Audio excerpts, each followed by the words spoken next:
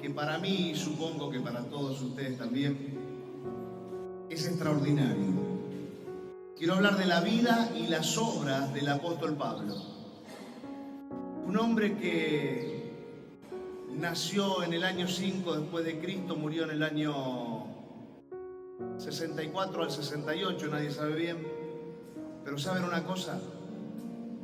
Murió como un mártir, pero yo creo que se volvió inmortal después de su muerte. ¿Por qué? Porque está todavía ante miles de millones de personas siendo leído. Todo lo que él dejó como un legado que Cristo Jesús se lo había enseñado a él. Hoy sigue hablándose de Pablo. El 48% del Nuevo Testamento lo escribió Pablo, o sea, fue un general de Dios. Y quiero hablar de él en esta mañana, y quiero hablar de las obras que él hizo, para que luego podamos reflexionar entre nosotros y ver qué podemos tomar de lo que él hizo como inspiración para llevar adelante nuestro llamado. Los voy a poner en el contexto histórico y cultural de ese momento. Pablo vivió en el siglo I después de Cristo, ¿bien? El imperio romano dominaba toda la zona. Cuando Pablo nació, primero había un emperador llamado Tiberio, después Calígula, después Claudio y por último hubo un emperador llamado Nerón. Este emperador es el que hizo decapitar a Pablo. La historia lo cuenta, no la Biblia, ¿bien? Los libros históricos nos registran que Nerón hizo decapitar a Pablo. Entonces, Imperio Romano, estos eran los emperadores. Vamos del otro lado ahora. Los judíos estaban dentro de lo que es el dominio del Imperio Romano, estaban dominados por el Imperio Romano, y entre comillas, dentro de los judíos había una secta. Era la secta de los cristianos, le llamaban ellos. Y el principal líder de esa secta era un cristiano llamado Pablo. ¿Se entiende? Toda la zona dominada por el Imperio Romano, estaban los judíos dominados por el Imperio Romano, y para los judíos y para los romanos había una secta llamada los cristianos, nosotros. Pero algo ocurría con la vida de este hombre llamado Pablo. Cuando iba a las ciudades, escuchen esto, Hechos capítulo 16, versos 20 y 21. Y después de haberlos presentado a los magistrados superiores, los trajeron a Pablo y a Silas, los presentaron ante un juzgado y dijeron así: estos hombres de Pablo, siendo judíos, alborotan nuestra ciudad y proclaman costumbres que no es lícito aceptar ni observar, puesto que somos romanos. ¿Qué es lo que hacía Pablo? Era tanto el poder del Espíritu Santo de Dios y el respaldo de Dios en Pablo, que las ciudades terminaban alborotadas de lo que este hombre hacía. Detalles de la vida de Pablo.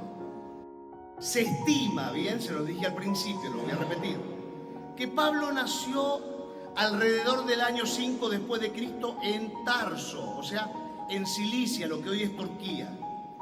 Y murió entre el año 64 y 68 en Roma. ¿Saben cómo muere este hombre? Este hombre que conmovía a los que estaban alrededor de él. Lo sacan de la ciudad y fuera de la ciudad, ahí cayó la espada sobre Pablo, lo mató, lo sacaron afuera para matarlo. Era un hombre que los conmovía a todos. Era tan fuerte la presencia de Dios en la vida de este hombre que algunos autores judíos dicen que Pablo era un pelado con la nariz como la de un águila, con las piernas chuecas, ahí 1,65 m. Pero dicen algunos autores judíos dicen, pero era un hombre que de repente tenía la cara de un ser humano y de repente tenía la cara de un ángel, parecía. Ese era Pablo. Pablo era ciudadano romano, aunque había nacido en Cilicia, en Tarso, era ciudadano romano por nacimiento, tenía derechos y privilegios especiales. Todos los que tenía el Imperio Romano, Pablo lo tenía. El padre de Pablo era un hombre rico, multimillonario. Pablo era un fariseo, o sea, antes de convertirse al cristianismo, antes de conocer a Cristo Jesús, era un fariseo. Y el fariseísmo es una secta judía que enfatizaba dos cosas: la ley, ¿sí?, la Torá, y las tradiciones, el Talmud, 3000 leyes que ellos tenían. O sea, Pablo, como fariseo, defendía eso. Pablo era un experto de la ley judía. Pablo estudió bajo la tutela del hombre más importante de ese tiempo. Es como decir, bueno, fui a Harvard. Pablo estudió bajo la tutela del rabino Gamaliel, uno de los líderes más prominentes de la secta judía. O sea, Pablo era un genio, extraordinariamente preparado. Pablo era un hábil artesano, o sea, Pablo era tejedor de tiendas. Pablo se mantenía económicamente y mantenía sus viajes misioneros con la plata que él hacía. Además, tenía empleados. La Biblia nos enseña eso. Bien, entonces, el padre de Pablo se cree que el negocio que tenía, que lo hizo tan millonario, era el de hacer tiendas, carpas. Que vos decías ahora, hacer carpas, en ese momento hacer tiendas, carpas, es como tener una empresa constructora, era más o menos lo mismo. Bien. Vamos a seguir avanzando con la historia, a ver de quién es este hombre. Y vamos a decir lo siguiente ahora. Mientras él estuvo caminando, haciendo la voluntad de Jesucristo, tuvo mucha persecución y mucha tortura. Mucha persecución y mucha tortura. En muchas ocasiones. Y quiero que lean con muchísima atención 2 de Corintios, que lo tienen ahora en pantalla, capítulo 11, verso 24 al 27, y sigan conmigo. Necesito que vean, desde el día en que Pablo se convirtió hasta el día en que murió, todo lo que tuvo que padecer. Acá está el resumen. De los judíos, sigan por favor correlativamente la imagen de lo que le fue pasando. 5 veces he recibido 40 azotes menos 1. ¿Cuántas veces he azotado? 5. 5 veces le dieron 39 latigazos. Sigue. 3 veces he sido azotado con varas. Ahí vamos 8. Miren el resumen mínimo de lo que él nos cuenta. Una vez apedreado. 9. 3 veces he padecido naufragio. Vamos, 12. Una noche y un día he estado como náufrago en el alta mar. Vamos, 13. En caminos, acá en el plural este camino no sabemos cuántas veces. En caminos muchas veces. En peligros de ríos. Peligros de ladrones. ¿Saben las veces que le han robado a este hombre? Peligro de los de mi nación, los judíos. Peligro de los gentiles a los que le predicaba. Peligros en la ciudad. Peligros en el desierto. Peligros en el mar. Peligros entre los falsos hermanos, lo querían matar. En trabajo y fatiga, y muchas veces desvelos. Siendo hijo del hombre más rico del Medio Oriente, hambre y sed muchas veces, en muchos ayunos, en frío y en desnudez.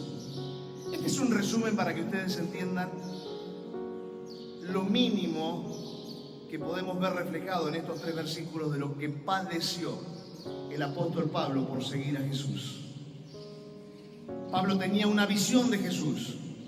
Pablo afirmó haber visto a Jesús resucitado en una visión en el camino a Damasco, lo que cambió su vida y lo convirtió en un apóstol de Cristo.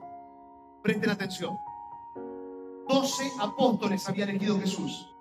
Se rompe la unidad por un apóstol llamado Judas. Cuando Cristo muere en la cruz, se habían cumplido 483 años de la profecía que decía que luego de 490 años vendría el reino de los cielos a la tierra, o sea, se restauraría el reino de David. Cuando Judas traiciona a Jesús, automáticamente Jesús tiene que elegir a otra persona. El elegido por el cielo, aunque todavía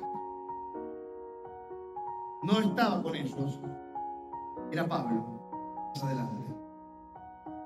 Judas vendió al espíritu o a la fuerza de la religiosidad por unas moneditas a Jesús.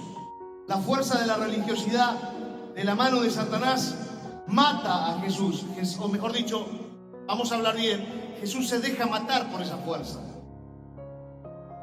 Quedan 11, aunque los apóstoles después eligen al azar a otra persona que nunca más apareció después de haber sido elegido. Pero Pablo fue este hombre, el que fue visitado por Jesús camino a Damasco, que fue levantado y llamado por Jesús para ser el apóstol número 12. Él decía: Dios me levantó como apóstol, como ministro a los gentiles. Pablo reemplazó a Judas. La idea de Dios, ¿cuál era? La idea original. Muerte en la cruz, 483 años, 7 años predicándose el evangelio a través del reino de Dios, y a partir de ahí el reino de los cielos se instala en la tierra. Pero no fue así, porque los judíos rechazaron a Jesús. Y no solo que lo rechazaron, sino que lo mataron. Pablo escribió cartas desde la prisión, o sea, desde la prisión, en vez de estar llorando, se dedicó a escribir cartas. Por ejemplo, escribió la carta de los Filipenses en el año 61-63, aproximadamente después de Cristo. Escribió la carta de Filemón, escribió la carta a los Colosenses, escribió la carta a los Efesios, escribió segunda de Timoteo, en la prisión. Entonces, en la prisión no se quedó para morir. En la prisión siguió haciendo la obra de Dios. La prisión no fue un límite, la prisión fue un impulso para que él pueda dejar certificadas algunas cartas que luego hoy nosotros tenemos con posibilidad de leerlas para entender a Cristo, entender el Evangelio. Pablo tenía un gran problema de salud, aparentemente. Lo mencionó como un aguijón en la carne. Él decía en 2 de Corintios capítulo 12, verso 7, y que la grandeza de las revelaciones no me exalte desmedidamente. ¿Por qué? Pablo fue al cielo, no se le permitió a Pablo decir lo que había visto en el cielo, pero era tanto el mover del Espíritu de Dios que Pablo dice: la grandeza de todas estas revelaciones, para que yo no me exalte, me fue dado un aguijón en mi carne, o sea, un mensajero de Satanás que me abofetee, para que no me enaltezca en sobremanera. Pablo reconocía que había un mensajero de Satanás. Y acá tenemos que encontrar una gran diferencia. Una cosa es cuando Dios permite a Satanás que te ataque, y otra cosa es cuando Dios te prueba. Bien, hay una gran diferencia. Por ejemplo, a Job Dios permitió, dice la Biblia, que Satanás se presentó en el cielo delante de Dios, le dijo: déjame tocar a este tipo, te lo reviento y no te va a seguir, listo, tócalo. Dios le permitió a Satanás tocar a Job. Dios le permitió a Satanás, mensajero de Satanás, dice, tocar a Pablo. Bien, ¿para qué? Para que en este caso no se exalte desmedidamente y pueda seguir con humildad el camino de Cristo Jesús. Pablo fue un líder de la iglesia de Antioquía, bien, o sea, el líder, podemos decir, de categoría más importante en la iglesia de Antioquía fue Pablo. Ahí se reunían judíos, gentiles. En Antioquía pasó algo. En Antioquía ocurrió un evento horrible. Pablo y Pedro se pelearon. Estaban comiendo los gentiles, o sea, los no judíos. Y bueno, ustedes saben que comían cualquier clase de alimento que los judíos tenían, entre comillas, por temas higiénicos prohibidos. Entonces, Pedro estaba comiendo cerdo, sin ningún tipo de problema, seguramente era cerdo, con todos ellos. Y cuando vio venir a Santiago, ¿quién era Santiago? Santiago era el presidente de los apóstoles que estaba en Jerusalén, era el presidente. Lo ve, sabe que viene Santiago, dejó de estar con los judíos, con los gentiles, comiendo, y ahí empieza una gran discusión entre Pablo y Pedro. Y Pablo le dice, porque no era un problema entre Pablo y Pedro, vamos a aclarar esto, porque si no, no se entiende. El problema era que Pablo estaba diciendo, tiene que seguir expandiéndose el evangelio. ¿Cómo puede ser, Pedro, que viene Santiago, y ahora porque viene Santiago no comes más con ellos, o no comes lo que ellos comen? porque querés seguir manteniendo los ritos de la ley. Querés seguir manteniendo todo lo que el pueblo judío tiene que mantener. Esos son gentiles. ¿Por qué sos tan hipócrita? Le dijo hipócrita. Hipócrita significa doble cara, tener una careta delante. ¿Por qué sos tan hipócrita? ¿Por qué sos tan hipócrita?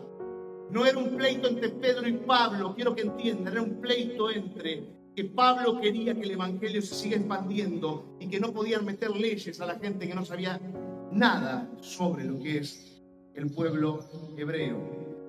Bajo el liderazgo de Pablo, la iglesia de Antioquía creció. Esa discusión fue algo fuerte dentro de esa iglesia. Y la iglesia esta de Antioquía se convirtió en un centro importante de la misión cristiana. Pablo murió como mártir. Según la tradición cristiana, fue decapitado en Roma durante el reinado del emperador Nerón. Muchos dicen que murió en el año 68. Yo me tiro más al 68. 3 años antes lo culpan a Pablo del incendio en Roma. Lo culparon como que fue el revoltoso que lideró el incendio para que incendien la ciudad. Entonces, Pablo se comió los últimos años en la cárcel antes de ser decapitado. Nerón lo culpó y lo metió en la cárcel hasta que lo mató. Y en el año 68 muere. Él escribió hasta el año 65. Quiero que vean un poquito más el contexto de qué edad tenía Pablo cuando escribe las cartas. Y les aclaro esto, tienen que entender esto, por favor. La información que yo les voy a dar es una información que tengo registrada de varios autores. Ahora, otros autores te pueden mover los años o te pueden mover algunos detalles, porque nadie tiene la certeza, ¿bien? Pero hay que manejarse sobre una información que nos permita conocer más o menos la edad que tenía Pablo cuando escribió las cartas, en qué año las escribió. Así que la primera carta que Pablo escribe no es Romanos. Vieron que ustedes cuando van a ver las cartas de Pablo, ¿cuál es la primera carta que está? ¿Cuál es? La de Pablo, Romanos. Porque en la Biblia están escritas o están colocadas desde la que más cantidad de palabras tiene a la que menos tiene. Pero yo acá les estoy mostrando cuándo Pablo escribió las cartas. Lean esta pantalla. Primera de Tesalonicenses la escribió 51 años después de Cristo. ¿Cuántos años tenía Pablo? Segunda de Tesalonicenses, entre 51 y 52. ¿Cuántos años tenía? Bien, Gálatas, ¿cuántos años tenía Pablo? Primera de Corintios, ¿cuánto? Segunda de Corintios, ¿cuánto tenía? 49 años. Romanos, entre el 55 y 56 después de Cristo, ¿cuántos años tenía? 50 años. Filipenses, entre el 56 y 57, ¿cuántos años tenía? ¿Se dan cuenta que Dios lo empieza a usar fuertemente a Pablo después de los 46 años? Más o menos a los 50 años. Les repito, pueden encontrar información que varíe, ¿bien? Filipenses entonces lo escribió a los 51 años. Efesios, ¿cuántos años tenía? Cuando escribió Colosenses, ¿qué edad tenía? Bien, gracias por los 3 que me contestan. Cuando escribió Filemón, ¿cuántos años tenía? Gracias por los 6 que contestan ahora. Primera de Timoteo, ¿cuántos años tenía? Segunda de Timoteo. Tito.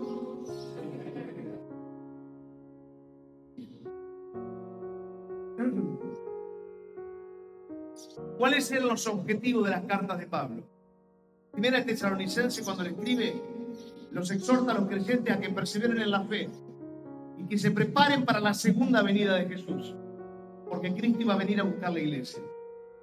Segunda de Tesalonicenses le corrige los errores y les enfatiza de la importancia de obedecer y de ser perseverantes. A los Gálatas los lleva a defender la justificación por la fe y no por las obras, y les enfatiza de la libertad en Cristo. A los Corintios los enfrenta con los problemas de división, inmoralidad y falta de respeto que había en esa iglesia. Segunda carta de Corintios los exhorta a que sean creyentes generosos y a la reconciliación. A los romanos les presenta la justificación por fe, y les habla de la unidad entre judíos y gentiles. A los filipenses les enfatiza la alegría y la perseverancia en Cristo. A Efesios les destaca la unidad y la supremacía de Cristo en la iglesia. A los colosenses les enfatiza la supremacía de Cristo sobre todas las cosas, no sobre la iglesia nada más. A Filemón le pide o intercede él por Onésimo, un esclavo que estando con Pablo se había convertido. A Primera de Timoteo le establece los principios de liderazgo para la iglesia. A Segunda de Timoteo lo exhorta a preservar en la fe y defender la doctrina. A Tito le enseña a establecer principios para el liderazgo y la iglesia y enfatizar la importancia de la integridad. Todo eso que dije en estos 25 o 20 minutos es Pablo. Está claro que podríamos hablar horas y horas y horas y horas y no terminaríamos el relato. Yo hice un muy breve resumen. Conclusión del mensaje. A mí, la vida de Pablo me inspira. Me inspira para que yo sea el hombre que tengo que ser. ¿Vos te inspira la vida de Pablo para que seas la persona que tenés que ser? A mí Pablo me enseña que me tengo que superar. Que no importa si me azotan 5 veces, si me ponen 3 veces de vuelta latigazos, si me roban lo que tengo, si me quedo desnudo. Él me enseña que me tengo que superar. Él me enseña que tengo que crecer. Pablo me enseña que tengo que madurar pese a la situación que esté viviendo. Nadie en la Biblia nos enseña la forma de hacer discípulos como Pablo lo enseñó. Compromiso supremo en hacer discípulos. Pablo estaba comprometido con la obra de Dios y comprometido con la gente. ¿Y saben qué? Esto me llena el corazón. Padre de multitudes de personas. Porque Pablo le decía, este te enseñó tal cosa, este te enseñó tal cosa, pero yo los engendré en el Evangelio y yo soy su padre, le decía Pablo. Tremendo. Murió habiendo transmitido a todos nosotros a Cristo con cada una de sus acciones. ¿No te alienta que te puedas morir transmitiendo a Cristo con tus acciones? La pregunta que me hago es, ¿cómo será mi vida cuando la finalice? ¿Podrán decir mis hijos, mis nietos, mis bisnietos, mis hijos espirituales? ¿Podrán decir, este hombre dejó un legado y una huella a seguir? ¿O solo dirán, este hombre lo único que dejó fue cicatrices de dolor para los que estábamos alrededor? Yo quiero finalizar mi carrera como la finalizó, en la medida en que Dios nos permita, como la finalizó Pablo. Creo que vos también lo deseás. Pero hay un problema que todos tenemos. El ego, la egolatría, el egocentrismo que nos hace a cada uno de nosotros tener una guerra con el deseo de satisfacer las necesidades de la carne. Pero hoy quiero invitarte que te puedas entregar por completo el llamado que Dios tiene para tu vida. Y al terminar tu vida puedas decir lo que dice este versículo bíblico. He peleado la buena batalla. He acabado la carrera, decía Pablo. He guardado la fe. Por lo demás, me está guardada la corona de justicia, la cual me dará el Señor, juez justo, en aquel día. Y no solo a mí, sino también a todos los que aman su venida. A todos los que aman su venida. Pregunto, ¿cuál fue la anteúltima carta que Pablo escribió? Esta fue la anteúltima carta que Pablo escribió. ¿Cuántos años tenía Pablo? 59. Fue entre el año 63 y 64, le quedaban 2 añitos o 3 añitos de vida. Muriendo, terminando los días de su vida, Pablo manda una carta diciendo desde la prisión, por favor el versículo, desde la prisión diciendo: he peleado la buena batalla, la peleé, la he peleado. Dejamos el versículo. 5 veces fui azotado, la peleé, igual seguí. 3 veces azotado con vara y seguí. Una vez me apedrearon y me sacaron muerto de una ciudad. Seguí. He acabado la carrera. Me estaba muriendo. He guardado la fe.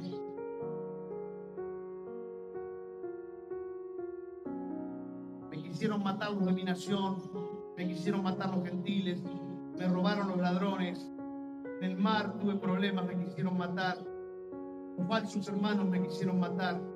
Tuve que trabajar mucho y tuve mucha fatiga. Tuve muchos desvelos, tuve hambre, tuve sed, tuve frío, estuve desnudo.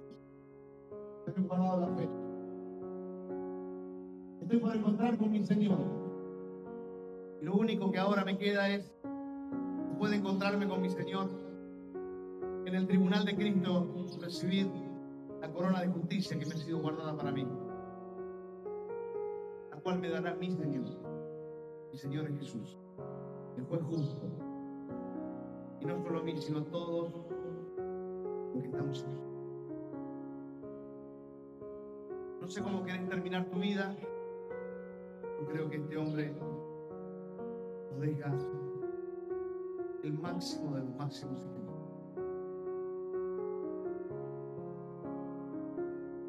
Lo que te quede, te invito a rendírselo. Señor, yo quiero darte gracias en esta mañana por esta palabra. Gracias porque, Señor, la palabra nos ilumina, nos enseña cómo debemos cada uno de nosotros vivir. La palabra nos ilumina y nos hace entender que no podemos detenernos por más que haya azotes o por más que con varas nos golpeen, por más que nos apedreen, Señor, no podemos rendirnos. Por más que falte el dinero, no podemos rendirnos.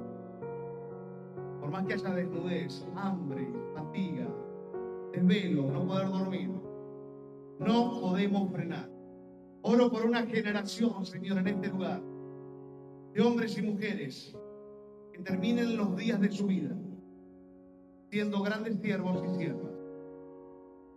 Que terminen los días de su vida habiendo reflejado a Cristo en la máxima expresión que lo puedan hacer. En el nombre de Jesús, clamo, Señor, para que traigas liberación, libertad de todo paradigma que esté impidiendo, Señor, que entreguemos nuestras vidas por completa a Cristo Jesús. Hoy, en el nombre de Jesús, oramos para que, Señor, nos uses como usaste a Timoteo, a Tito, a Epafrodito, Filemón, a Onésimo, Lucas, Marcos, a todos los padres de la iglesia. Señor, como luego levantaste Hus, a Lutero, Calvino, Señor, en este tiempo de la humanidad, úsanos, porque te necesitamos. En el nombre de Jesús te pedimos que nos uses. Te necesitamos. Tienen que ser tu fuerza en nosotros. Y tiene que ser tu aliento de vida en nosotros. En el nombre de Jesús. Amén.